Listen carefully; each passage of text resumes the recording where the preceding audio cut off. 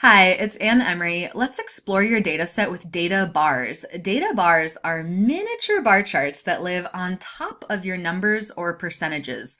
They're easy to make. They go like this.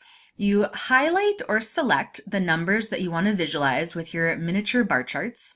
You stay on the Home tab in Excel, go up to the center to Conditional Formatting.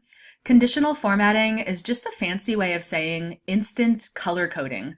Click on the down arrow and go to the data bars section.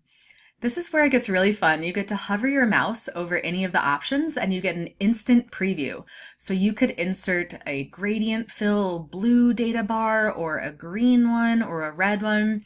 I personally never use the gradient fills. I hope you don't either. They're harder on our brains to read because they kind of trail off on that tail end, and our brains are relying on the length of the bar to make judgments about the size of that number. So you're not going to use gradient fill. You're going to go down here to solid fill.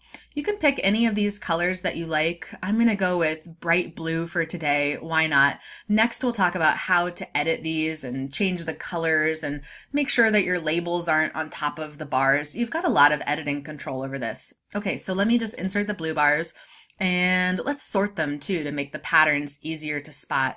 I've already got the section selected on my spreadsheet. I'll just go up to the Data tab to the A to Z Sort button. And this is where I would sit back and I'd pause and reflect and say, okay, what's my smallest number in that range? What's the biggest number? What are the numbers in the middle? Do I have a bunch of small numbers or a bunch of big numbers? Are the numbers skewed in any way? Is this what I was expecting or not?